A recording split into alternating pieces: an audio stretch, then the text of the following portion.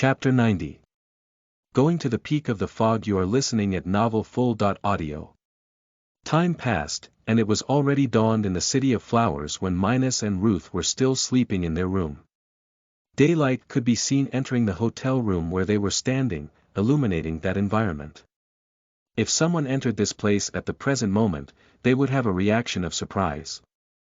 Although the two had been sleeping for some time, the dense smell characteristic of sex could still be felt in the air.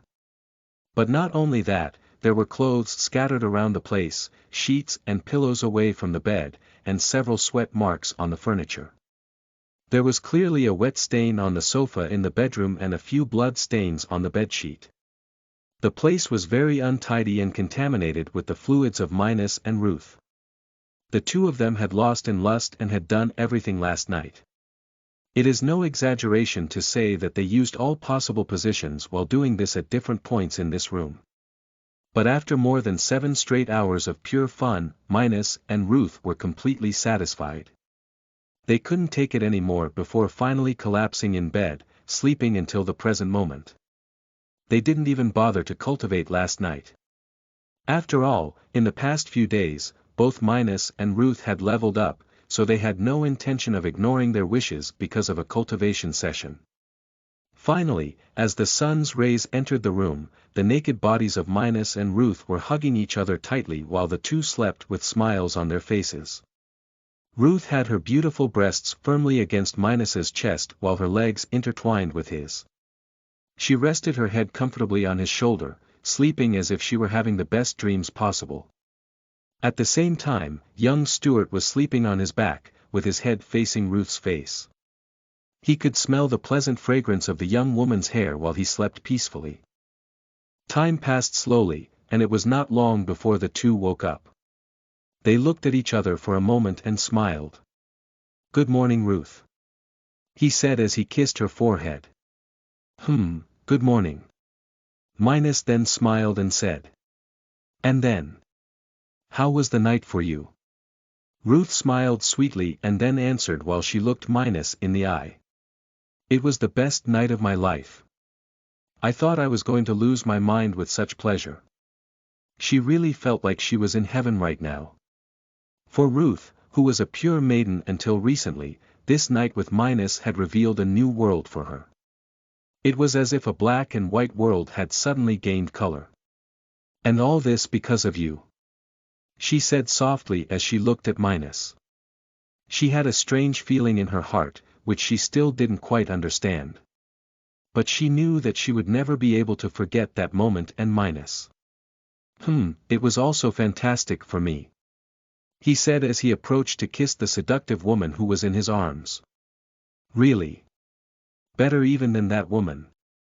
Ruth said with a provocative smile on her face. It was very different from what I had with her, but I can still say that." Perfect," she thought with a satisfied smile. After that, the two took a shower together while exchanging caresses. But they didn't get too deep into it. The two of them had already had a long sex session, to the point where their private parts needed to rest a little longer. A few minutes later, Minos and Ruth left the hotel where they had spent the night, heading towards the east exit of the City of Flowers. They were going to the peak of the fog, a place that was east of the city where they were. Minos wanted to take the opportunity to try to harvest the warrior-grade spiritual medicine that had been grown in that place. However, if someone had already harvested it, it would not hinder Minos' plans. He already had to pass through this region to continue his trip to the capital of the Cromwell Kingdom, so that was already on his and Ruth's travel schedule. It didn't take long, and Ruth and Minos were already riding the great white feathered eagle when they took off towards the peak of the fog. For this trip, they would take about an entire day to cover the distance between this city and that place. As for after that, the two would need to travel for another 3 days until they reached the next town, where they would rest. While Minos and Ruth traveled through the Cromwell Kingdom, products from the Black Plain had already arrived in the Old Stone, on the Stone Island. At this moment, Elin Nash was in her residence, next to her friend and business partner, Elena, when someone entered through the door of the room in which they were. This was a middle-aged woman who took care of Elon's business in the old stone town. Miss Elon, all items from the Black Plain have already arrived in the city and have been distributed in the family markets. They are already being sold in the 6 locations chosen by you. The woman said with a serious look on her face. Oh. That's nice. I want to see how things go. Hee hee. Elon said as she had a dazzling smile on her face.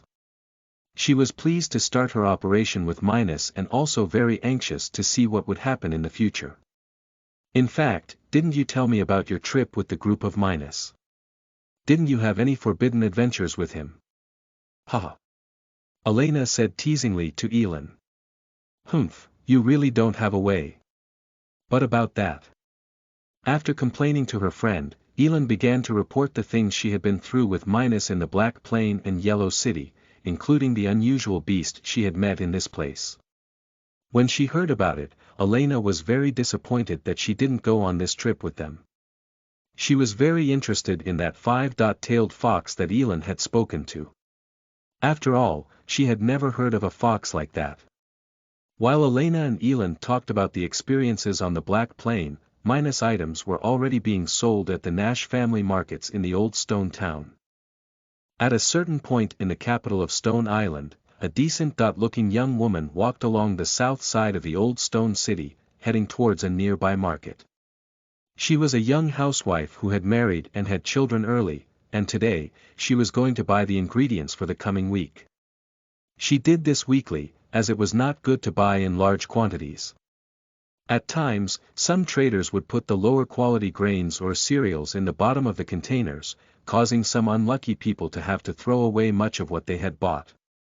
Therefore, this young woman was cautious with what she bought, avoiding buying large reserves. But she even had a good financial condition since her husband was a guard of the royal family on Stone Island. He was already in the 5th stage of cultivation. Passing in front of the Nash family market, the young woman in question entered this place as she always did. Although she did not lack crystals to feed her family, she still did her research work to get the best food for her family. It did not take long, and she arrived in front of a place where they had great fruits, with excellent appearances, grains of rice so white that they almost glistened, grapes, leaves of various types, etc. All of these items gave the impression that it was of the best quality. And even though the young woman was not yet at level 40, it was only by the appearance of these items that she knew that it was rich in spiritual energy.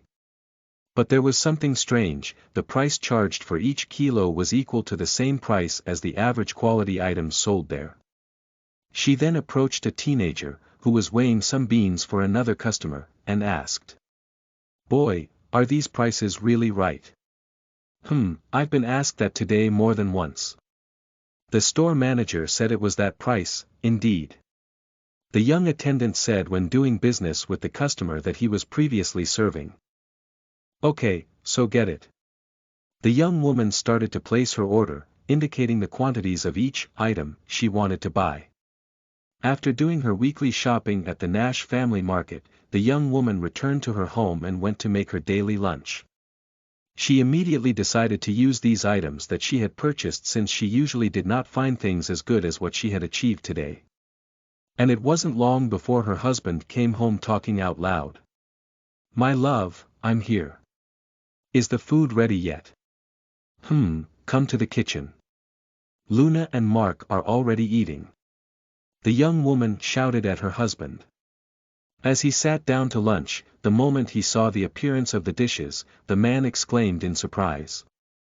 "Olivia, why did you buy foods rich in spiritual concentration? Don't you know that we can't have these extravagances?" "Ha! Rich in spiritual concentration. I paid the same price as always on its," she said, not caring about her husband's irritation. What? Chapter 91. Products out of stock. You are listening at novelfull.audio. Both Olivia and her husband were surprised at each other at the moment. She knew that these were good quality foods and probably had a decent amount of spiritual energy. But she did not realize that it had a high concentration of spiritual energy. She had just put the food on the table and was still serving her children when her husband arrived. As for the couple of children, neither of them had started to cultivate, so they only praised the food's taste for their mother. As for Olivia's husband, he was surprised to learn that his wife had purchased foods of high spiritual concentration for the same price as those of medium concentration, sold in the old stone town. He then looked at her and said, "Love, where did you buy this from?" He was very curious since resources like these were, on average, 5 times more expensive than what they could afford. "At the Nash family market, 4 blocks from here," she said before shoving a spoonful of rice into her mouth. She wanted to taste this rice of high spiritual concentration. This was the first time that she could do this in her 30 years of life.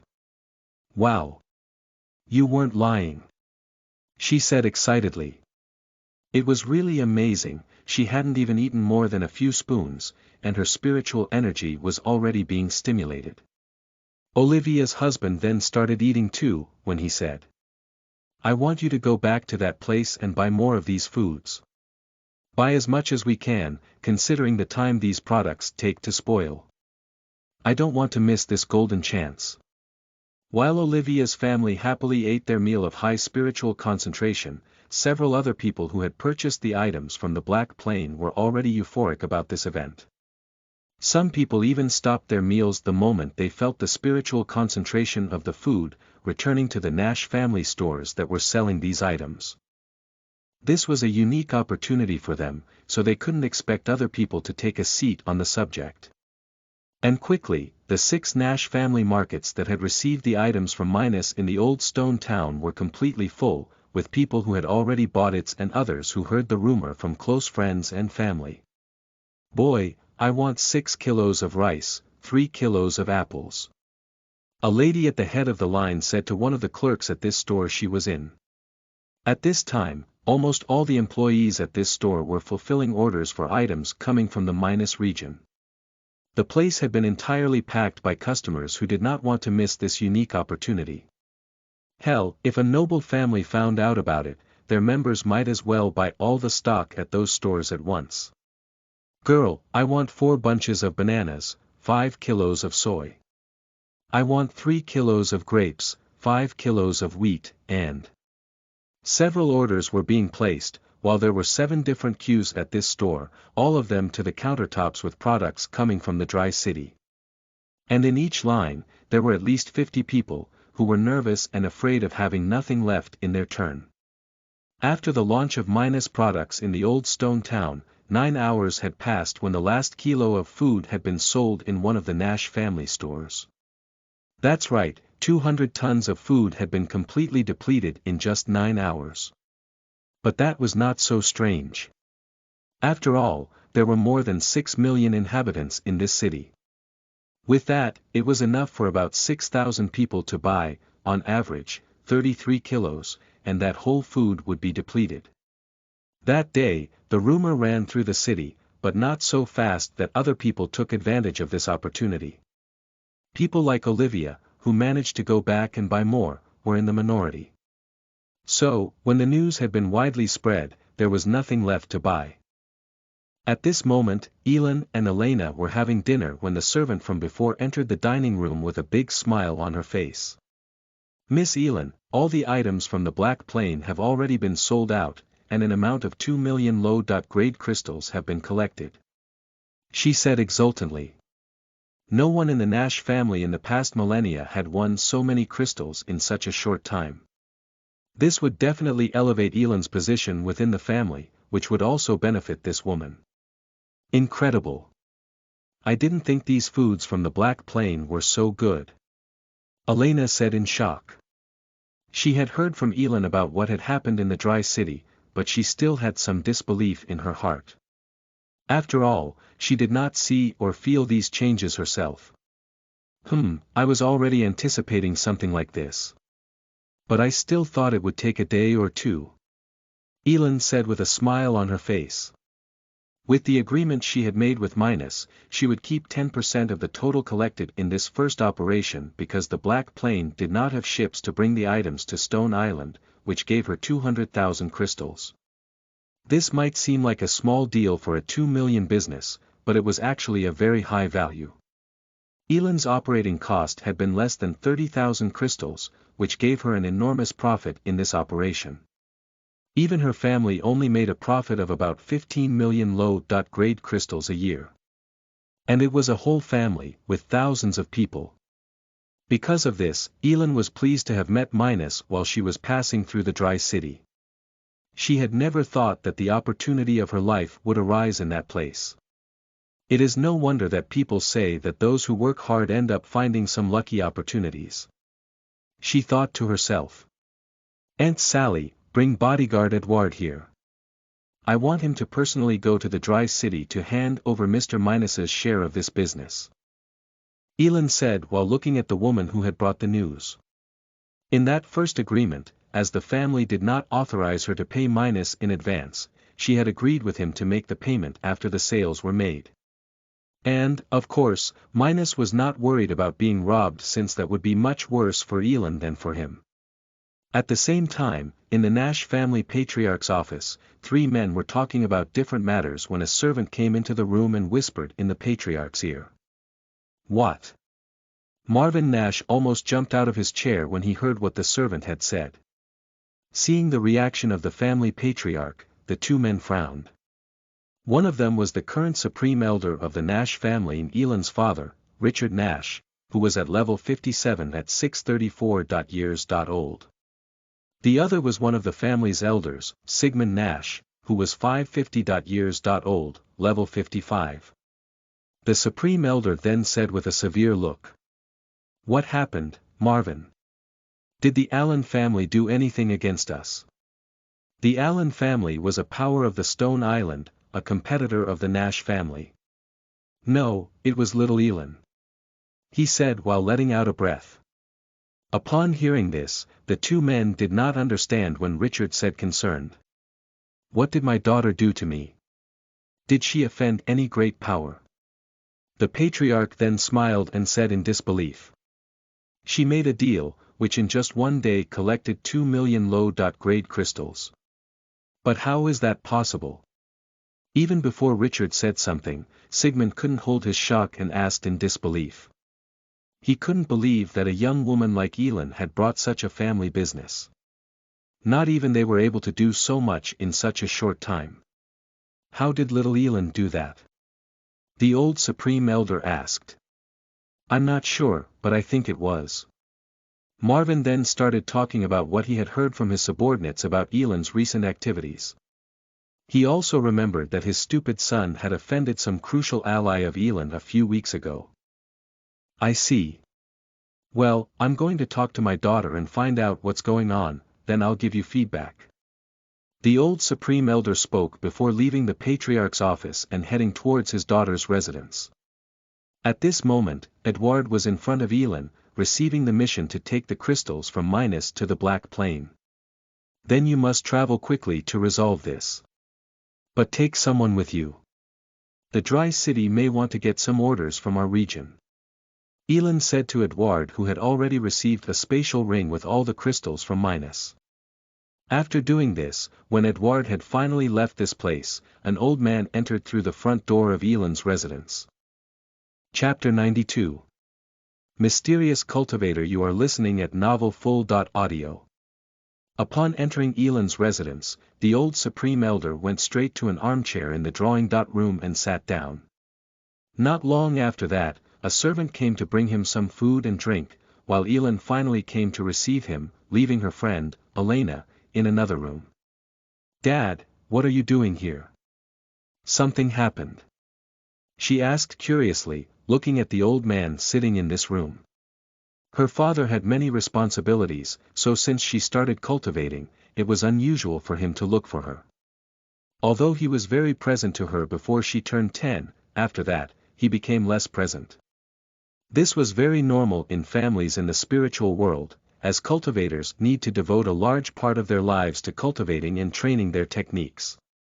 But generally, mothers and fathers paid a lot of attention to their children in the first 10 years of life, when they still did not cultivate and needed more family support.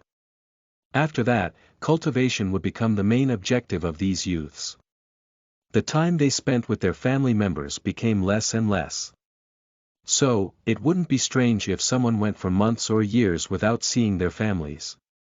Because of this, Elin thought it strange that her father came to visit her, just like that. The old man smiled at his daughter and said while massaging his long beard. It looks like you're almost at level 45, not bad, not bad. He then changed the subject and said. But as to why I came here today, this is about the deal you did recently. It was huge, and it will certainly run throughout the old stone town. So, the family needs to know a little more about this. Elin then sat on the sofa, next to the chair where her father was sitting, and said in one breath. About that, the people I did business with come from the Black Plain. Upon hearing this, the old man's face turned red, his eyebrows furrowed, and then he said angrily. Girl, do you think you can tell your dad these jokes? Don't think that I'm not going to give you a beating just because you're already an adult. Elin then smiled and said. I'm telling the truth, Dad. A few weeks ago, that person even came to settle the last details of our deal here on Stone Island.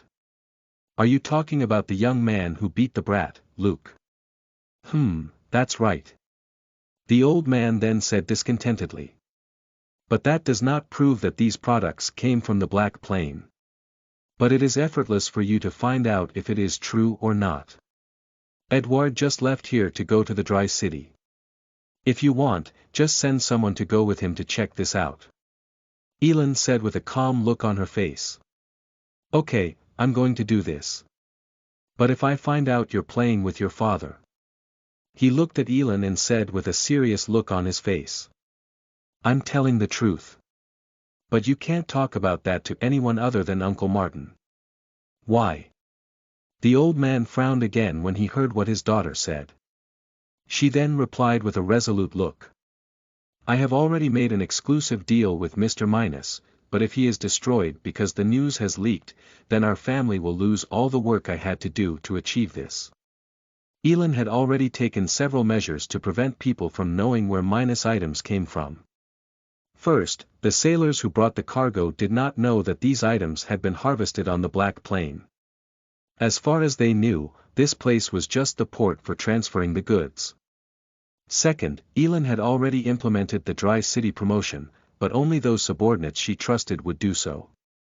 They would also only advertise to people below level 30 and who are already a certain age. This was a measure so that only those with low talent would be affected.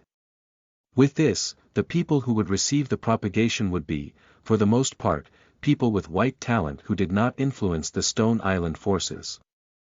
These people were not part of the families.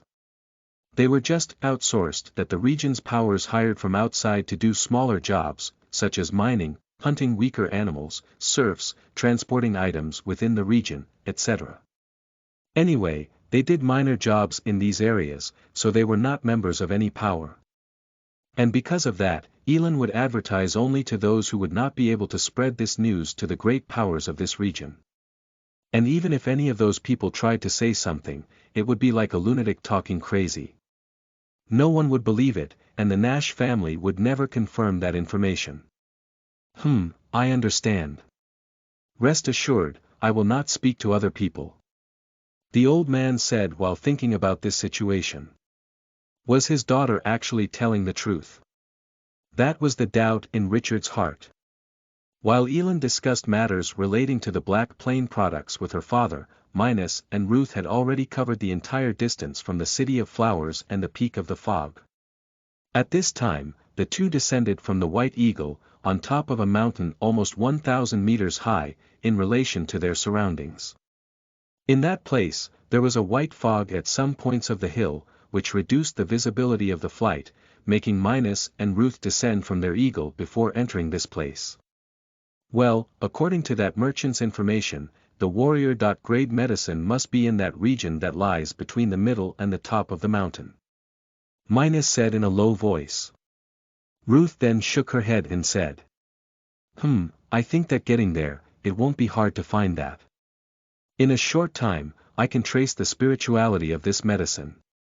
After she says this, Minos, who was wearing a set of black clothes, and Ruth, who was wearing a beautiful green dress, began to climb the peak of the fog.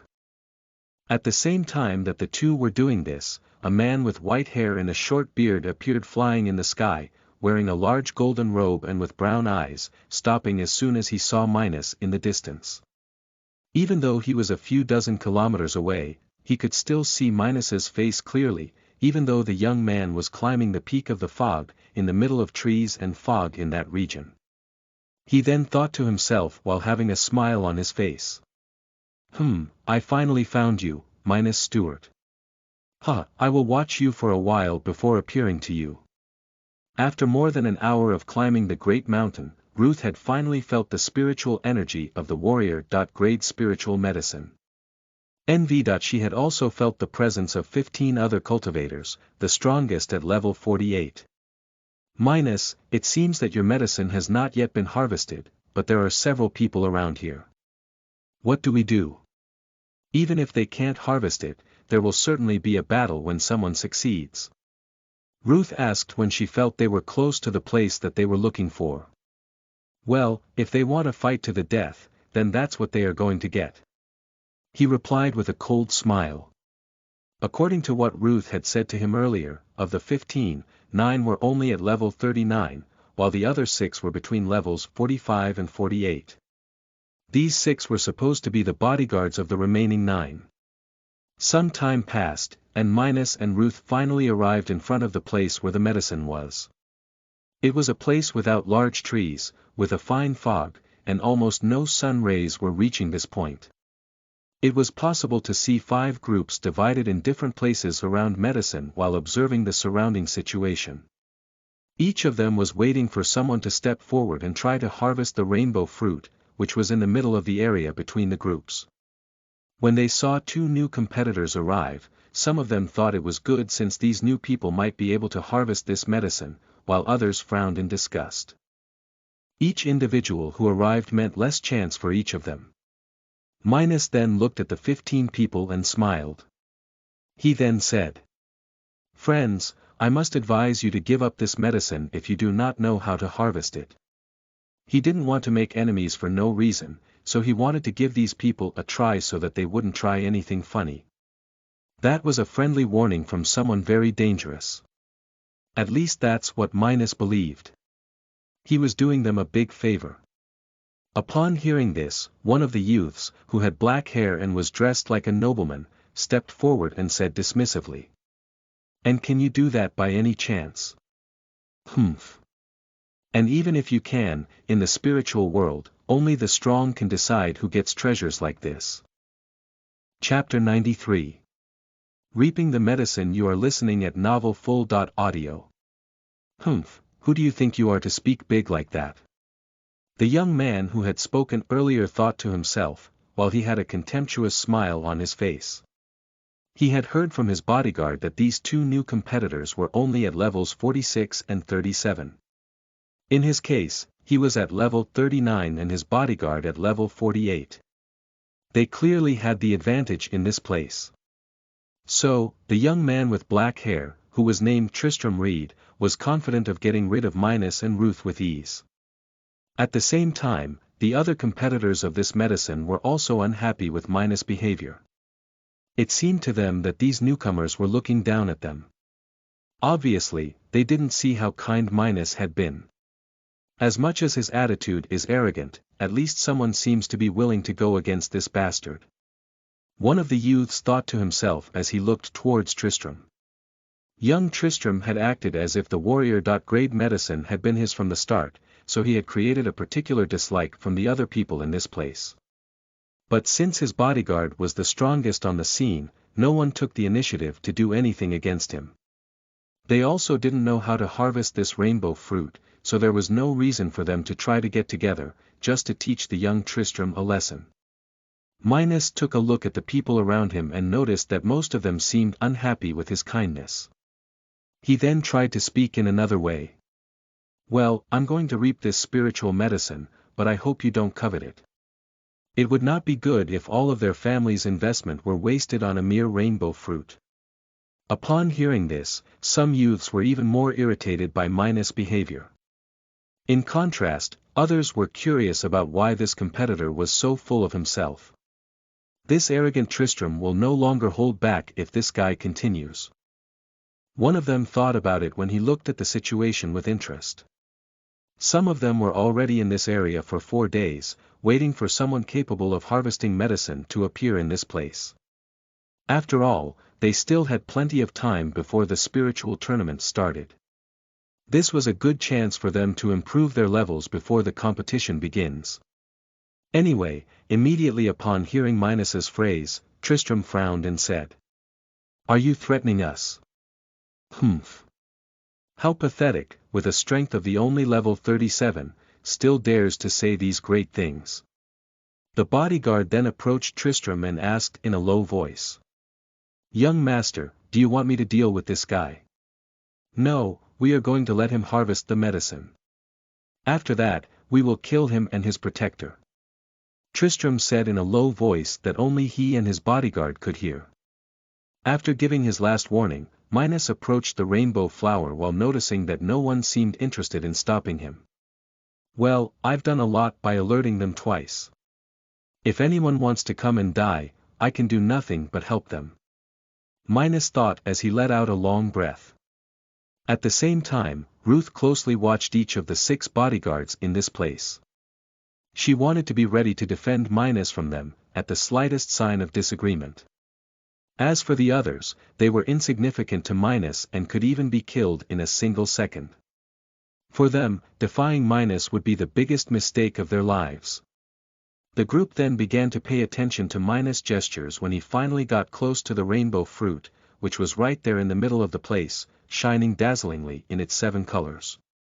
Minos then knelt next to the fruit, taking scissors 30 centimeters in length from his spatial ring. But this was no ordinary scissors. No, it was not a spiritual weapon since it could not emit attacks. Still, it was an item manufactured by an array master and a blacksmith, who were both in grade .4, high level. This was a top. Line tool designed to help low.level people collect medicines of any rating. The god Henricus Longus had ordered a set of gardening tools from 2 of his acquaintances. After beginning planning to build his inheritance, he had done this, as he needed these items to help his future heir collect the medicines from the spatial kingdom. Otherwise, his heir could be delayed for many years, just because he doesn't have the strength to harvest the medicines from the spatial kingdom. And that scissors that Minos had removed from his ring was one of those gardening tools left by Henricus Longus. While Minos took the scissors out of his ring, the mysterious man was floating in the skies above the peak of the fog while watching the whole situation. He found Minos' behavior very interesting, but he frowned firmly when he saw the scissors appearing on the spot. This scissors. I can't conclude its classification, but it is not simple, he thought to himself while scratching his head. Meanwhile, Minos finally started using his tool to harvest warrior.grade medicine. He passed the scissors through the structure of the plant, passing through the stem, leaves, stalk, etc. After doing this for a while, he finally felt that the scissors had suddenly eased the tension when it passed through a specific area of the plant. He then thought, if I cut at this point, I will be able to take not only the fruit but also part of the plant to the spatial kingdom. I'm going to send this right over there. Emlyn will understand what it means and will help me take care of it over there. At that moment, he finally harvested the plant that the warrior.grade medicine had borne fruit. Upon seeing this, all 15 people were happily surprised, while Ruth showed no reaction. She already absolutely trusted what Minos said he could do, so she was already waiting for it. However, in the next second, all of these people were surprised when the plant disappeared from nowhere on the spot. It seemed that Minos was getting ready to run after getting a valuable treasure. Upon seeing this, everyone prepared to fight, but most of them wanted to wait for the young Tristram to test the Minos duo first. Humph, to be so daring to do this with so many potential enemies, this guy must have a great card up his sleeve. One of their most sensible youths thought to himself while waiting to see what would happen. He had already signaled his protector not to act and just to watch what was going to happen. At this moment, young Tristram stepped forward and said in a dominating voice. "Give me that medicine, and I can think of letting you out of here alive." What did you say? Minos asked in disbelief. For him, this guy was nothing more than a worm. What was he up to with all this bullshit? Tristram then started to look more and more ugly when he realized that Minos didn't give a damn about him. How can a level 37 bug dare to talk to me like that? He said angrily. Young Tristram had been brought up with many perks, and his family was the strongest in his region. And even though he was part of a group that could be considered to be a top echelon in the north of the central continent, his petty personality had still made him come here to dispute this warrior-grade medicine. Guard Leon, take care of the bitch who is protecting this insect, that I will deal with him. Tristram shouted aloud. Upon hearing this, Minos and Ruth frowned. This young man was really arrogant and wanted to bring this matter to a deadly situation. Minos then looked at Ruth and nodded. He was not a pious person, so there was no need to insure himself against such scum. Seeing this, Ruth smiled and prepared to fight. She was also excited. This would be her first time fighting since she reached level 46, so it was a good training opportunity. Minos then took out his grade .2, low-grade sword and prepared to activate his 3 techniques. He then said in a serious voice. I warned you more than once, but since you don't want to hear the voice of reason, I don't mind killing you. While saying this to Tristram, all 15 people around this place knew the level of the weapon that Minos had removed from his spatial ring. That's because this was a weapon dreamed of by almost all of them. Even some of the bodyguards in this place did not have a weapon as well rated as Minos' sword. A grade .2, low-level weapon. Does he think he can use it? One of the youths thought calmly. Seeing Minos' weapon, Tristram laughed. He didn't even pay attention to what young Stuart was saying. For him, it was a battle won. It seems that it was a right decision to come to this place. In addition to a warrior-grade medicine, I will still get a grade .2, low-grade sword. Tristram smiled happily when he saw Minos' weapon. Chapter 94. Fighting at the peak of the fog. You are listening at Novel Full.audio. At the same time, when Minos and young Tristram were almost facing each other, Ruth and that young master's bodyguard were already having an intense battle. Fists of pain. Instant steps. Ruth activated her 2 main techniques when she headed towards young Tristram's bodyguard. She wanted to end this fight quickly, to prevent the other 5th stage cultivators in this place from trying to do anything against Minos. When he felt the speed and strength of the fist coming towards him, the bodyguard immediately frowned, activating his defense technique with everything he had. This young woman was attacking him with such force that he paled a little, just by feeling the power of the technique that she was about to hit him. Iron body. Boom. At the same time, Minos activated all 3 of his techniques and headed towards the young Tristram. Devouring art. Indestructible body. Spatial sword. Minos' body was immediately strengthened, while a black ring rotated around him, a few meters above the sky. Upon feeling this, Tristram's body was almost entirely frowned upon by Minos' attack technique, making the arrogant young man feel at a dead end. Shit. What's happening? Why do I feel so heavy? He thought as he tried to move. But he could do nothing but move as fast as a turtle. After all, Minos was already at level 37. With his innate ability that increases the energy in his body, he had a spiritual strength equivalent to level 38. Because of this, the spatial sword technique was very effective against enemies with so little difference in cultivation, as in the case of young Tristram.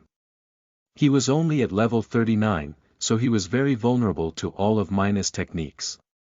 When they saw what was happening, all 13 people who were watching the fight from the side in this place began to feel goosebumps of fear. Even the bodyguards were deeply shocked. The power that Minos was exhibiting was too terrifying for anyone on his level. He was almost as strong as a level 44 cultivator. And even if these bodyguards were stronger than Minos, their masters could be killed by that person in just a fraction of a second. That way, if they were careless, even if they managed to escape Minos' partner, they would still receive punishments worse than the death of their families if one of these youths died. As for the 8 youngsters at level 39, they were all scared and happy that they hadn't attacked Minos. This may well have saved their lives. What a monster! No wonder he was arrogant before. He was giving us a chance not to feel this terror. The most sensible young man in the group thought to himself. At the same time, the mysterious man who was floating over this place frowned firmly and murmured in a low voice.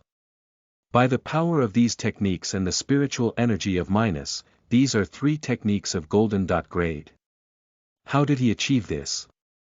He asked himself in shock. Even the power behind him had only one of these treasures, but an ordinary young man like Minos had 3 of it. And considering his cultivation speed, it seems that his technique is also of the same degree. He thought while having a look of disbelief on his face. Finally, the young Tristram activated his defense technique with all the spiritual power he had. If he did nothing, it was certain death. Iron body. Tristram activated the same technique as his bodyguard. At the same time, his skin changed color, from white skin to a silvery metallic appearance. Minos then made a simple gesture with his sword, sending 4 blades towards Tristram's body. One was pointed at the young man's neck, another at the belly, and the other 2 at each of the target's arms. He wanted to mow down Tristram's life at once. In the next life, don't be too hasty. Minos thought to himself. It was not worth talking about. The young man in front of him was too terrified to pay attention to in some words. Swoosh! Swoosh! The noise of the air being cut sounded when Minos' attacks quickly followed towards the young Tristram. Bash! In less than 1 second after Minos' movement, 4 pieces of meat fell to the place where Tristram was. He hadn't even had time to be in pain when his arms and head were suddenly separated from his body. If anyone paid attention to the eyes of Tristram's severed head, they would see that he had not noticed that this was the end for him. The young man had a terrified look, but since he had not yet received the blow, there was still a glimmer of hope in his mind.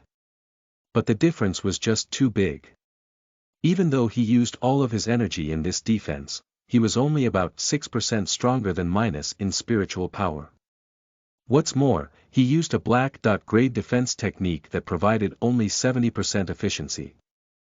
With that, as Minos used a golden-grade attack, with 200% efficiency, even if he used only half of his spiritual energy, it would still be enough to kill Tristram in a single stroke. But not only that, his grade .2, low-grade sword also amplified Minos' attack power, resulting in this tragic ending for young Tristram. Oh my! That arrogant boy didn't even have a chance to realize what had happened. A young woman thought while she had a hideously pale face. She had thought of attacking Minos before, but after seeing this, she had such a fear in her heart that the only thing she wanted to do at this point was to leave. I almost died from a warrior-grade medicine. Some of them thought as they slowly moved away from that place. In the meantime, young Tristram's bodyguard didn't even have time to worry about his young master's well-being. At this point, he had his chest completely sunk while Ruth smashed his head on the floor. Pow! Ruth gave her last punch when that man's head snapped off like a watermelon, spreading his brains all over the place. Those bodyguards who were in this place once again trembled with fear when they saw this. Each of them was weaker than the man with the crushed head, so they knew that if they were them, then the fight would last even less. But what a diabolical duo! Where did these 2 come from? One of the guards thought as he slowly walked away from that place beside his young mistress. No wonder they could harvest the warrior-grade medicine. Some of them thought about it carefully. In fact, these 2 had the right to do whatever they wanted in this place. There was nothing to stop them from getting what they wanted with their abilities. Seeing that Ruth had finished her fight as well, Minos smiled at her and then looked at the 13 people who had subtly moved away from where they were. He then said politely, "Well, I think these friends are going to leave me with that plant, right?" Upon hearing this, they all had the same thought in their minds. As if we have any choice. After a moment of silence, the sensible young man stepped forward and tried to hide the shock in his voice when he said it. "There is no need for you to say such a thing. Since you managed to harvest the medicine, of course, you are the only one who has the right to own it. We were just watching." "That's right. We didn't want that person to get medicine, so we were waiting to deal with him. But since you came, we didn't have that chance." Another person said firmly. "The same for me. Now that this has been resolved, I say goodbye." A young woman said before turning and hurrying out of this place. There was no need to risk irritating that person. Even though it was nice to befriend someone like that, he had just brutally killed someone. That way, they could form contacts at a more peaceful time in the future. "For me too. I hope to see you at the spiritual tournament. I am sure you will be the winner," another young man said before also leaving that area. Seeing this, Minos smiled inwardly while looking at the mass retreat of these competitors from him. This is better. I don't want to kill so many people for so little. A few seconds had passed when all 13 people had left this place where the fight had taken place. Minos then looked at Ruth and then went in her direction to go down this place together and continue their journey. However, when they were on their way, an old man suddenly appeared in front of them. This man looked very strange. He looked like an old man, he had white hair and a beard, but his skin was extremely smooth and without any blemishes. It seemed that this person had a minimal amount of toxins in his body, which gave him this good appearance, even at an old age. He was also dressed in a golden robe, and if anyone looked right, he would see that his feet were not touching the floor. Chapter 95. The Identity of the Mysterious Man. You are listening at NovelFull.audio. Seeing the arrival of this old man, both Minos and Ruth was a little scared, mainly because they both realized that this man was floating. But their reactions were completely different. While one had thought of urgency and was somewhat fearful, the other was deeply surprised by that person's arrival here. That's right, Ruth knew this old man, but she didn't think that such a figure could appear in front of her, in this place in the north of the central continent. That was why she had been startled to see him. That old man is at least level 60. Minos thought as he watched every move of this newcomer. After all, in order to fly and consequently also float, a person's minimum cultivation would have to be at the stage of a spiritual emperor. And almost instantly realizing how strong this old man was, Minos quickly grabbed Ruth's wrist and prepared to flee to the spatial kingdom at any moment. There was no reason to stay and wait to find out who this guy was and what he wanted. Seeing Minos' reaction, Ruth shook her head as if she were telling him there was no danger when she was saying, "Minos, you don't have to." However, when Ruth tried to say something to Minos, the old man interrupted her and said with a smile on his face. Cough. Interesting. I just felt a powerful energy in your body. Did you happen to be trying to escape? This is very rude of you. I came so far to meet you. Seeing that the old man did not want her to tell his identity immediately, Ruth was quiet and began observing the situation. Why would he want to meet Minos? She asked in her thoughts. After hearing the old man's comment, Minos became even more fearful. Even if this guy couldn't feel the spatial kingdom ring, he could still feel the energy of that place trying to teleport Minos and Ruth. This was really impressive and showed that the cultivation of that person must be tremendous. Perhaps he is a saint or even a spiritual sage. Minos thought about it while trying to understand how someone like that had come his way. But it was useless to think about it now. Minos had never offended powers with such force, so all he had to do was ask the old man standing in front of him. Who are you? And why do you want to meet me? I certainly don't know him. Minos said with a little nervousness in his voice. Upon hearing this, the old man laughed out loud and said, "Ha, if you had gone to the Grey Cloud sect with your mother, you would have known who I am." He then came over to Minos and patted him on the shoulder gently. "Why didn't you go with your mom?" the old man asked curiously. "Because any sect would be a stone in my path." Minos brandished sincerely. He didn't care about the Flaming Empire sections. For him, going to any one of them would not differ from losing his freedom. "Well, after seeing how far you have come alone, I cannot contradict those words," the old man thought as he let out a big sigh. With Minos' speed of cultivation and the quality of his fighting techniques, he would really be thrown back into the sects or even oppressed by the system to hand over his own resources to people stronger than himself. Meanwhile, Ruth had frighteningly looked at Minos after hearing his last statement.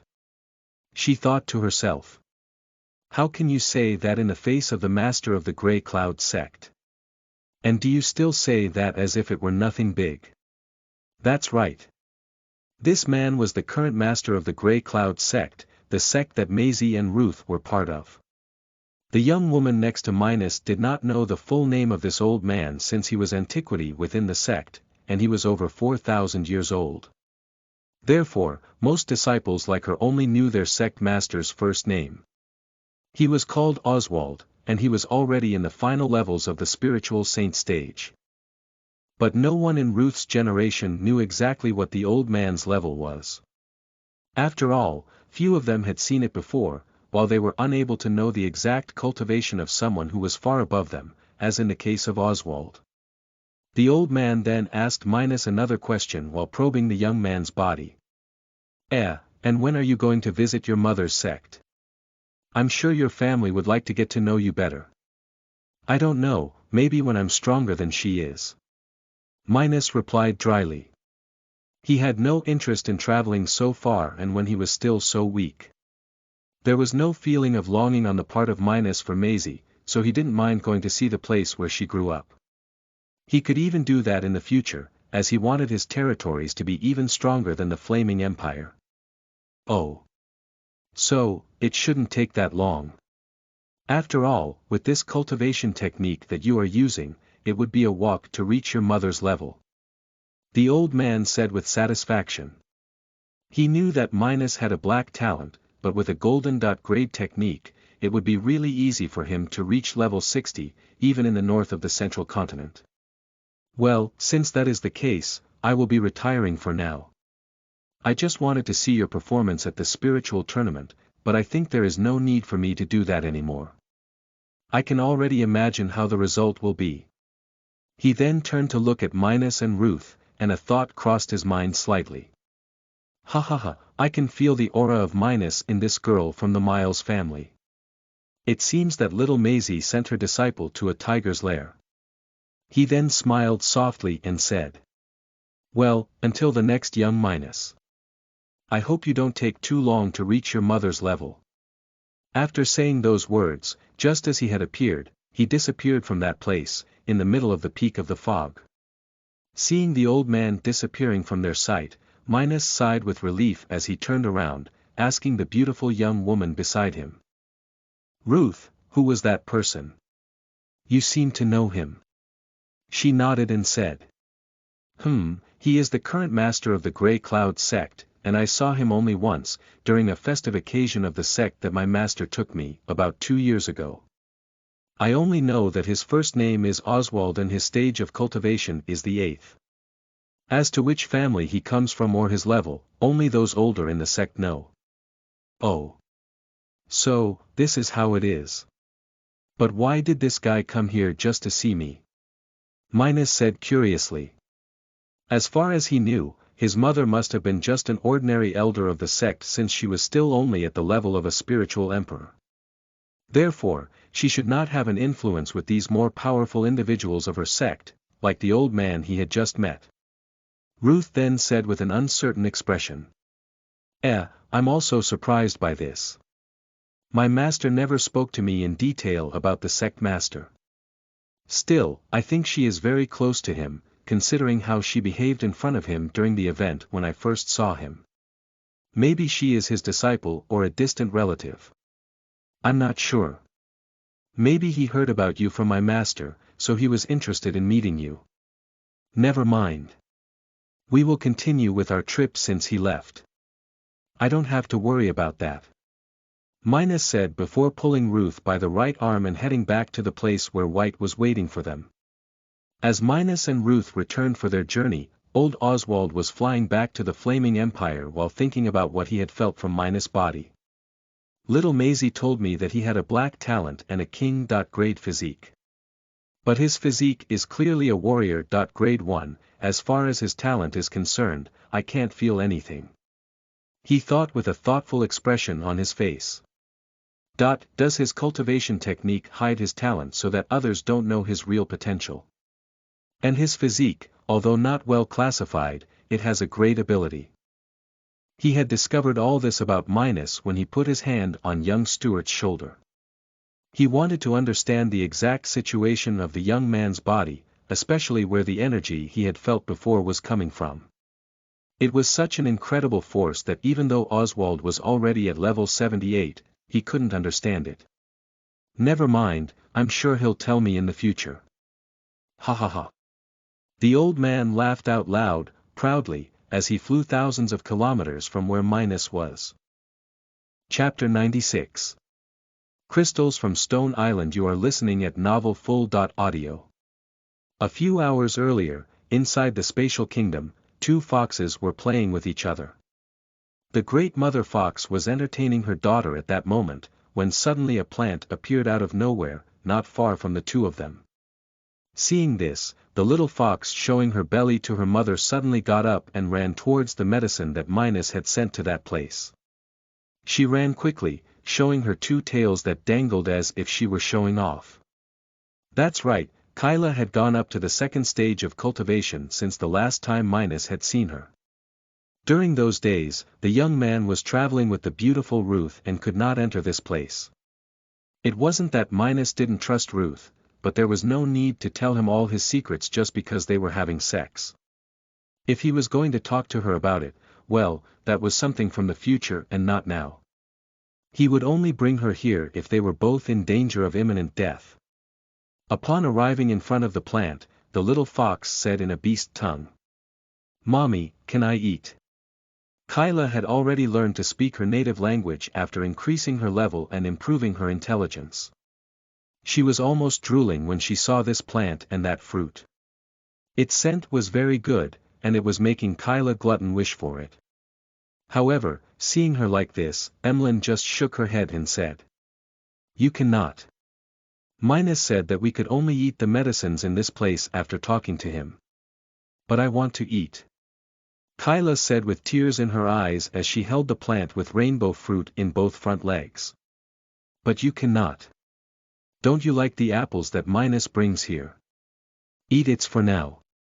Maybe he'll let you eat this in the future." The fox mother said lovingly as she got up and went towards the plant that Minas had sent. If he sent the plant like that, it must be because he wants to plant it in that place. She thought while thinking about what to do. 6 days passed outside the Spatial Kingdom. 6 days passed quickly when bodyguard Edward finally arrived in the Dry City. At this time, he was being accompanied by 2 other people, one of whom was one of Elend's subordinates, who was here to do any business of interest to this city. The other was a subordinate of the Supreme Elder of the Nash family, who was here to evaluate this place. The 2 men looked very much alike, with tan skin, black hair, and the shape of their faces. Both were siblings who had worked for the family for a long time, for the Nash's Supreme Elder. But one of them had been allocated to help Richard's daughter when Elend had started her journey as a merchant. Upon arriving close to the city, the 2 men who accompanied Edward were completely shocked by the changes in this place, which now had several fields of cultures and a much more organized and beautiful city. Being members of the Nash family, these 2 men were born traders who knew very well the problems that this region of the Black Plain had, so they were completely frightened by such a change. Upon entering the city, the subordinate of the Supreme Elder said in shock, "Unbelievable.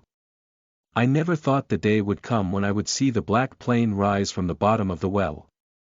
Comparing this Minas with Vico Trevisani would not be an exaggeration. He said in a low voice. Don't you think this is overkill? That guy from the Eastern Empire can protect his nation, alone, against the Western Empire.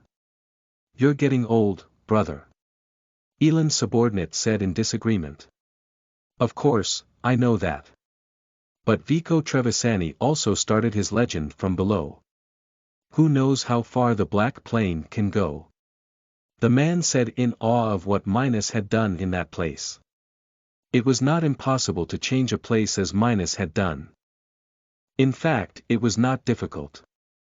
The problem was that either the rulers did not have the means to improve the place and or did not have an interest in doing so.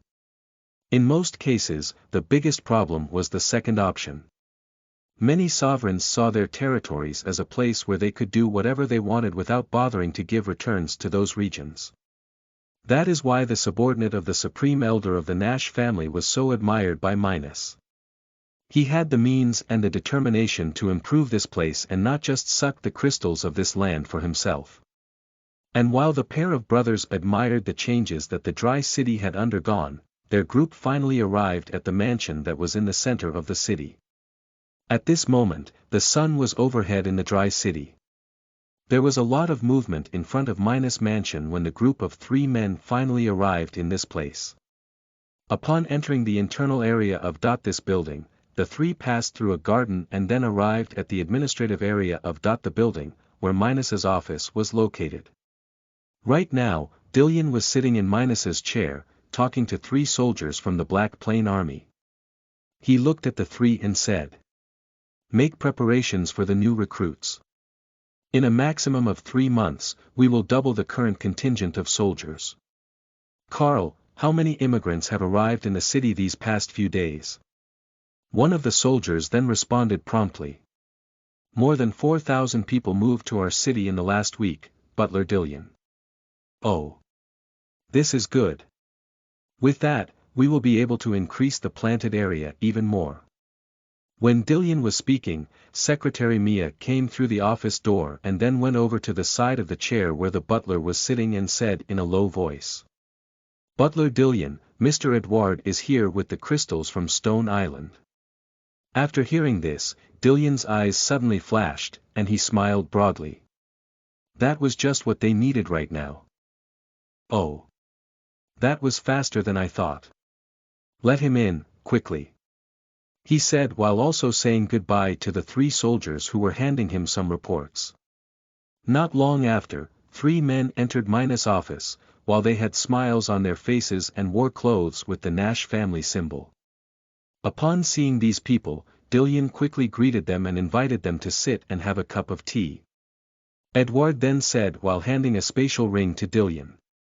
"Butler Dillion, as agreed in the previous arrangement, here has 1.8 million low-grade spiritual crystals for the products that were sent to Stone Island." "Oh. That is great!" Dillion exclaimed in satisfaction. Edward then smiled and said, "We will be staying in the city for a few days, so if you need anything from Stone Island, just talk to us, and we will do everything to help you." We will certainly need." The 4 men talked for a while until finally they separated and left the butler Dillion in that room, alone. He was thinking about the next steps. With these crystals, we will finally be able to increase the number of hectares planted, from 100 to 200. And we will be able to hire another 10,000 people for agriculture. With the crystals left over from the dry city trade. He murmured in a low voice as he calculated with his fingers. "We can afford to fund the 2 alchemists in the city for the next 3 months and still buy 50 more spiritual weapons of grade .1, high level. And 1 array of grade .2, low level." The butler Dillion continued to do his accounts while thinking about what he could buy with their values. But even though there were many crystals, they were responsible for a city with almost 60,000 inhabitants at this time. And unlike other sovereigns, Minas gave a 70% subsidy to the 2 alchemists in the dry city. With this alone and with the payment of city officials, counting soldiers and farmers, this was already more than 75% of what they were earning from the sale of their resources. Therefore, the surplus of crystals to buy weapons and spiritual arrays was not high at this time. After all, raising the population level with spiritual pills was one of Minas' main goals for the Black Plain. While Dillion and other members of the Black Plain government tried to do business in the dry city in the best possible way, Minas and Ruth had stopped to rest in a city in the middle of the Cromwell Kingdom at this very moment. "Ruth, let's go straight to the hotel first, then we look for a restaurant to eat." Minas looked into his partner's eyes and said this ambiguously. They had spent the past 2 days fighting, traveling through a dangerous region, where they could not relax together. With that, both wanted their time of fun in the hotel as soon as possible so that they could continue with their other matters in a more peaceful way. It was not easy to ignore all the sexual tension between them. I'm not hungry either. Let's do this first," she said, her face subtly flushed. Chapter 97. Red triangular symbol, asterisk, you are listening at novelfull.audio. "Ah, I'm coming, ha. Me too, ha." Minas said when he finally released his load for the 9th time in Ruth's hole. At the same time, the girl shivered softly, letting out an extremely erotic moan, when she managed to release her juices once again. Right now, the two were lying on the bed, with Ruth on top of Minas, while their bodies were still connected by each other. Both were utterly sweaty and tired from the last 8 hours of sex in a row when they both reached their last orgasm. Ha! Ha! Ruth fell on Minas's chest as she breathed quickly and tried to catch a breath after such prolonged amusement. Both were at their limit, with red hickey marks on various parts of their bodies and hair completely wet with sweat. There was a thick smell in the room and several sweat stains everywhere. They really couldn't help themselves when they could have fun together. Ha! I think I won't be able to walk for the next half hour, Ruth whispered in Minas's right ear as she breathed quickly.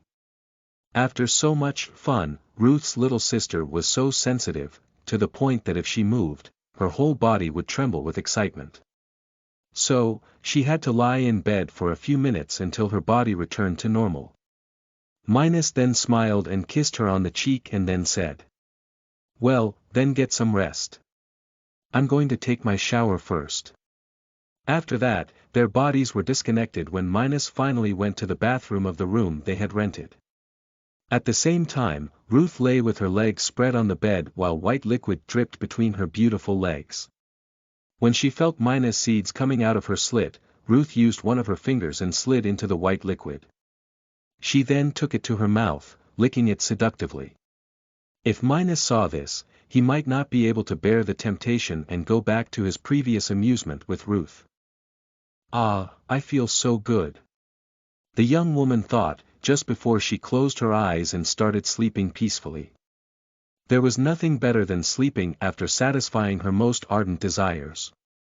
Time passed, and soon Minas and Ruth were clean and dressed, ready to go out to dinner. The two had been doing this whenever they could during this trip. After all, neither of them knew how to cook, so when they were in the middle of a forest, they basically ate only fruits, cereals, and spiritual leaves. But that was not enough to satisfy their hunger. No, although these items can nourish their bodies, it couldn't compare to the feeling of eating delicacies in a good restaurant.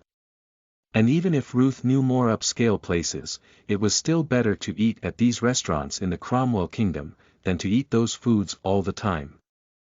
For this reason, the two always took the opportunity to sample the best restaurants in the cities that they visited. And it didn't take long, and Minas and Ruth were already walking through the streets of Picus City.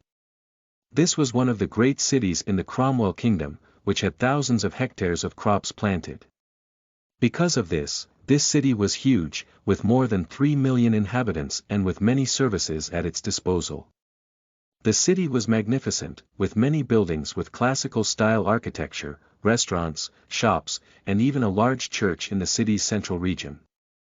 In the spiritual world, people naturally did not believe in the existence of an all-powerful creator, but there were still some faiths. For example, on the central continent, the spiritual church was the most remarkable religious power on this continent, and it defended the idea that natural law had created the world as it was, governing the rules of cultivation and life in the universe. And as to why people believed that, well, there certainly was an order for how this world worked. Nature protected the world from the imbalance of power, preventing many powerful people from ascending simultaneously. And that could be seen in the divine tribulation, which spiritual demigods had to go through to reach level 100. There were also other faiths in this world, as well as different churches on other continents. One of them even believed that talent was nothing more than a mooring placed by the creators of this world so that the natives of this place could not achieve the greatness of theirs. They also had very interesting characteristics, but that is not appropriate for the case at this time. Anyway, after passing through the beautiful building of the spiritual church, Minos and Ruth finally arrived at the restaurant where they were going. Upon entering the place, Minos and Ruth were soon taken care of, being taken to a table by a young attendant at this establishment. After that, they soon placed their orders and waited for their plates while drinking a glass of a good spiritual wine. And while they talked about their lives, suddenly two men passed by Minos's table, wearing a similar outfit that had a red triangular symbol. Seeing this, Minos quickly paid attention to both of them and asked to his companion, "Ruth, do you know that symbol on the clothes of the two men who just passed us?" She then looked back in disguise and then looked back at Minos. I'm not sure of the details, but this is the symbol of identification of a pirate group from the Evergreen Empire, but I don't know who is behind them, in that place." "Evergreen Empire, huh?" Minos sighed. "Why did you ask about that?" Ruth asked curiously. Minos then said without changing her face. "I met someone who had told me about this symbol, but I didn't know anything about it." After that, Minos soon buried the subject of those two in his mind. His current strength was not sufficient for him to act against subordinate powers of empires. As for the two men from before, Minos couldn't worry about that right now. He was just a little curious about why people of such a distant force were in the extremely weak north of the central continent. After this quick change in their conversation, they soon returned to their usual conversations while they got to know each other more and more. Time passed, and Ruth and Minos had already dined at the restaurant where they had gone and were already returning to the hotel. The meal had been delicious, with meat from third-stage spiritual beasts, lots of vegetables of high spiritual concentration, and good drinks to cool the heat that it was at this time of the year. This was truly the best place that the two youths had stopped to eat since they started this trip. There were even items of high spiritual concentration. It showed how good this place was by the standards of the north of the central continent. Upon arriving at the hotel, Ruth and Minos immediately started their spiritual cultivation session, since they had already fulfilled all their worldly desires before. They also wanted to rest well after that, since the two of them would go on a journey of more than a week in a forest, which was between the northern and central parts of the Cromwell Kingdom. They had already covered about a quarter of the total distance to the kingdom's capital, and at this point, they would go through the longest route without cities in their entire trip. At the same time, in the city of Portland, on Stone Island, three people were talking in a hotel room while eating and drinking. There was a mature-looking woman who looked to be in her 30s and had short black hair. She was sitting in an armchair in the middle of the room while two men stood in front of her. One of them had half gray and half black hair, while the other looked a little younger, with blonde hair. These two wore different clothes but carried the same symbol at chest height. It was a silver eagle, the symbol of the Silva family.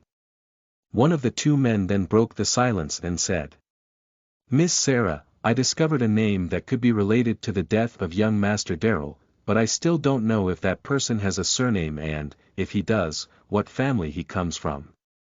The woman then looked at him with interest and said, "Oh. This is the best clue we found in a week. Say what that person's name is." The blonde man then said a single word. "Minos." The other man then continued. "I also heard that this person went to the capital of Stone Island after leaving the city of Portland. After that, we don't have a trace of him." The woman smiled and said. Well, at least we have a name. Even though there are many with this name on the continent, it will certainly help us. We are going to the old stone city. I want to follow the tracks of this Minos in that place. Chapter 98. Arrogance. You are listening at NovelFull.audio. Another 5 days passed quickly, and at this point, Minos and Ruth had already crossed almost all the forest where they were. This place was one of the last where they would be able to fight and train with wild spiritual beasts. After this point, they would reach the most urbanized region of the Cromwell Kingdom, where there were practically no more natural forests. Practically all terrain after the point where the two youths were, it was a great plain. And with that, the population of these areas took advantage of almost all the terrain between the cities to cultivate spiritual plants. After all, that was the specialty of the Cromwell Kingdom. And because of that, Minos and Ruth would spend less time training and more time traveling on this final part of their trip to the kingdom's capital. At this moment, Minos was sitting in the middle of a mountainous area, in that forest where they were. There were several large trees, not far from where Minos and Ruth were cultivating, at this very moment. The two of them had another round of fights just a few minutes ago, in which Minos had once, again, lost. This was something the two of them had been doing whenever they didn't fight spiritual beasts. This was an excellent way to increase the two youngsters' mastery of their respective techniques since they could understand new ways of fighting with so much experience. Minos then finished cultivating and looked for Ruth. She, too, had already finished her cultivation and was massaging her great eagle, which was lying near a tree. Seeing Minos looking at her, Ruth smiled and teased him. Are you just admiring me, or do you want to be beaten up again? Humph, if it was a fight worth anything and I could use my sword, these results would not be so one-sided. Minos pouted and said in a playful voice while holding his grade .2, low-grade sword. Upon hearing this, Ruth smiled gracefully and said. Haha.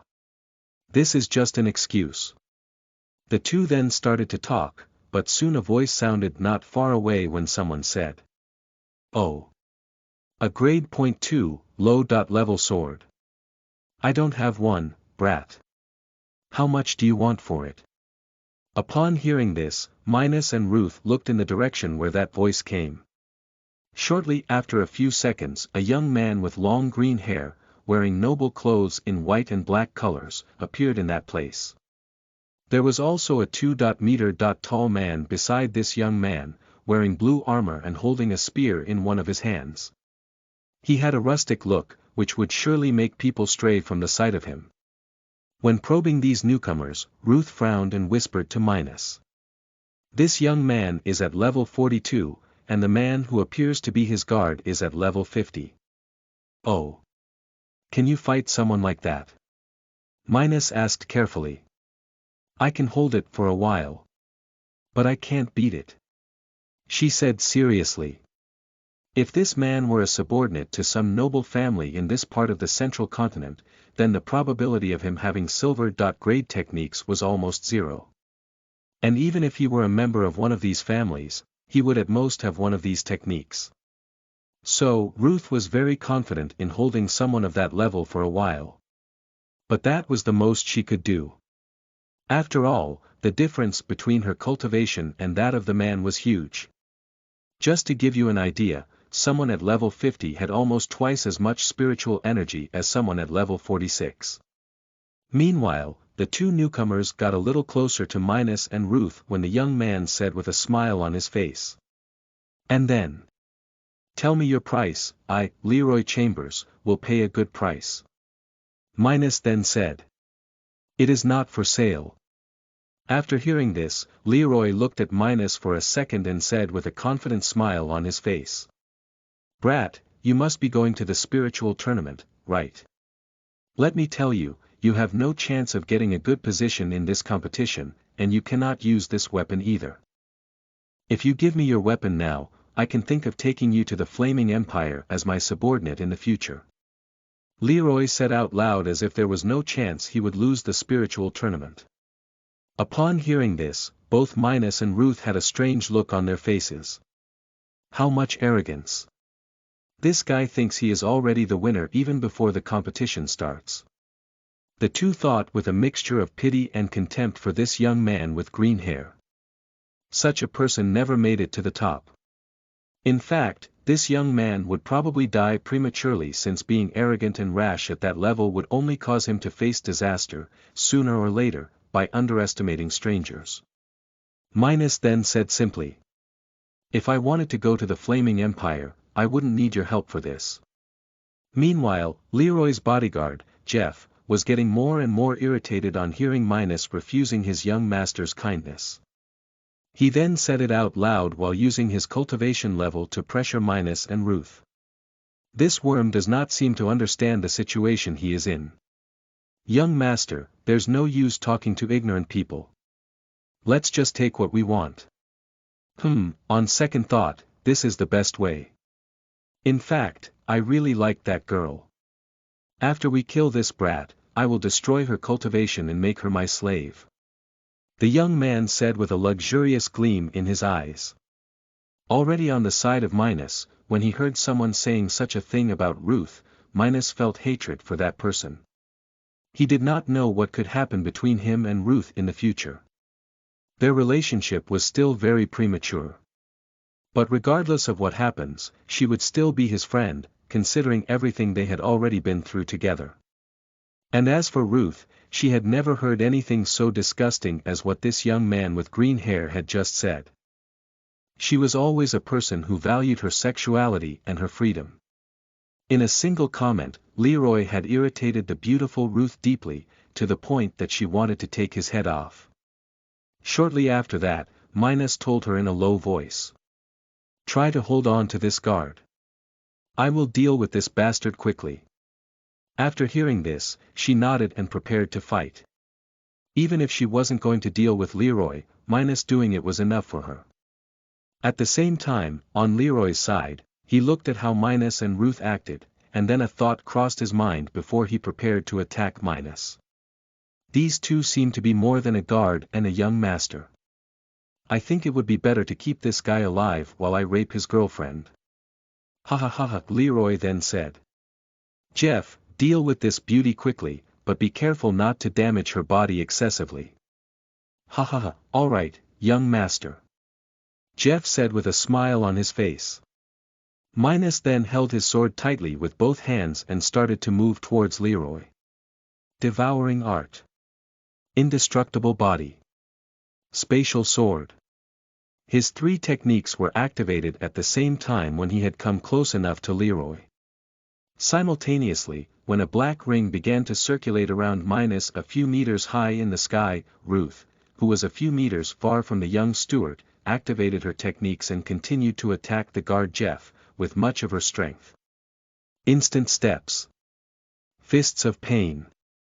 And, at the same time that they saw Minus and Ruth coming towards them and activating their techniques, Jeff and Leroy did the same thing. They both used black-grade techniques for all their techniques, so they were very confident. "Let's get this over with quickly," Leroy thought with a smile as he simultaneously activated his moving and attack technique. Jeff did the same, too, as he started running towards Ruth. He was attacking directly on the girl's neck, where he wanted to destroy her cultivation, to resolve this problem quickly. Devil's Claws. Black claws appeared in the hands of Jeff and Leroy as they moved quickly. At the same time, Minus made some movements with his sword, sending several blades of air towards Leroy, while he used a large part of his energies. Swoosh. Swoosh. The sound of the air being cut sounded, and a fist over 2 meters long and 1 meter high kept traveling through the skies, going towards Jeff's chest.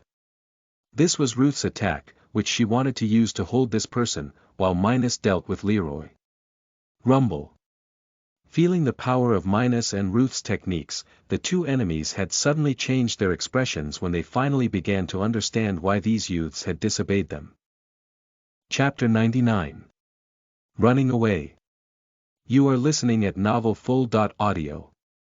The power displayed by Minus and Ruth's techniques was so great for their levels that both Leroy and Jeff were in complete disbelief at this.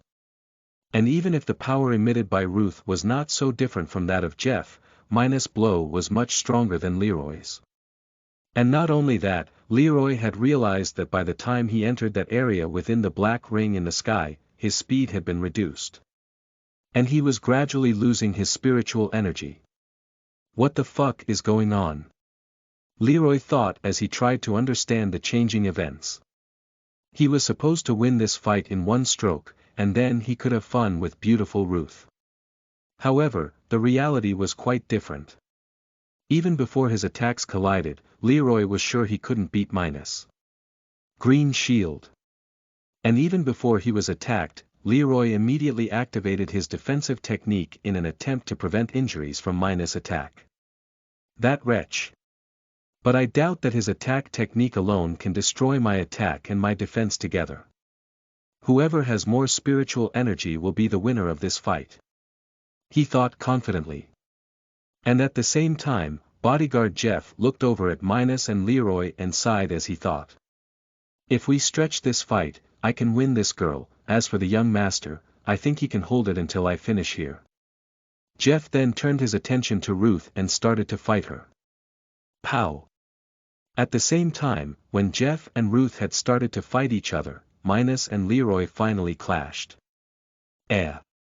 Why isn't he using his blow to defend against my attack? Leroy thought, seeing Minus not giving a damn about his attack. Boom! The shield that appeared to be made of several roots, which Leroy was using to defend himself when he was struck by the blades of air created by Minus, was immediately destroyed, emitting an explosion sound in the place. Puff! The claws of spiritual energy that appeared in Leroy's hands slowly hit Minus' chest.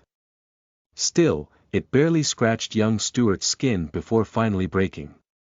Ah! Leroy let out a great cry of pain as he took several steps back, feeling various cuts through his body. The wounds were not enough for him to risk death, but it still hurt a lot and certainly diminished his proficiency in battle. Miserable, I'm going to kill you. He shouted in an angry voice. He, the young master of the Chambers family, a high-ranking power in the northern region of the central continent, had never been hurt like that before. Leroy was feeling extremely humiliated because of this. He was injured by a person who had not even reached level 40 yet. That would be a blemish on his fight records. At the same time, Minus did not listen to what Leroy was exclaiming. No, there was no point in them talking during a fight. This was just about killing or being killed. Spatial sword. Again his attack technique was activated when Leroy felt his body getting heavier and saw Minus starting to launch other attacks towards him. Shit! Why does this guy have so much spiritual energy? He lamented in his mind. Leroy did not understand how Minus could continue to launch his techniques as if he was not worried that his spiritual energy would run out. For him, only with the previous attack, Minus should be almost exhausted. However, the reality was ruthless for Leroy, who only had black-grade techniques. While Minus and Leroy exchanged blows, Ruth had already spent half her energies, having several abrasions on her body. It was not easy for her to fight with such a difference, but she was still trying her best to hold on to her opponent. Pow! Jeff took another punch to the face as he staggered to the side. He was as hurt as Ruth, and he, too, had already spent almost half of his own spiritual energy. And with each passing moment, Leroy's bodyguard became more and more scared. How can she be so strong, just being at level 46? He thought to himself. Jeff was starting to be afraid that these two youths that they attacked were of even stronger power than the Chambers family. If that were the case, then if they didn't eliminate these people today, their lives would certainly be taken another day. Boom! Ah! It didn't take long, and Jeff finally realized that his young master was increasingly weakened, to the point that he probably could no longer receive the following 3 attacks, which Minus had just unleashed. While Leroy agonized in pain because of the many cuts in his body, Jeff suddenly ran towards the blades that Minos had thrown, countering it. He had no choice. If this continued, even if he could beat Ruth, his young master would still be killed. That way, they could only retreat by the hour and get ready for revenge at another time. Upon seeing this, Ruth immediately ran to Minos, standing in front of him to defend against any attack that was sent in his direction. Swoosh! Boom! An explosion occurred as soon as Minos and Jeff's techniques touched, while remnants of the attack spread in all directions, forming strong winds in that place. Minos held on to Ruth's waist while the young girl protected him from being hit by the enemy's technique. Simultaneously, Jeff grabbed Leroy by the waist, running at full speed from this location. If they didn't run away, a tragedy for him could end up happening. "Young master, we can't go on with this," he said in a low voice as he moved quickly. "Shit! Shit! Shit!" Leroy cursed in his mind. "I'll remember that, bastards." At the same time, as Leroy was taking his own oath, Minos spoke aloud in an icy tone. "Leroy Chambers, huh? Escape while you can. One day I will rip your head off. Rascal." Before Leroy and his bodyguard finally disappeared from Minos' sight, that was the only word heard. Seeing this, Minos blew out a sigh of relief and looked at Ruth. She had many abrasions on her body and looked very pale at the moment.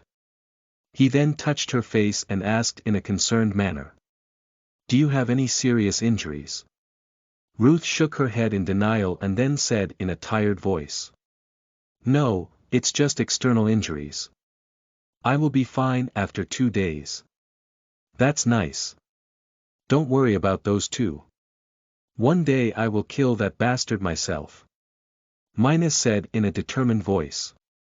For him, the problem with Leroy could already be considered to have crossed the line, where there could still be chances for reconciliation.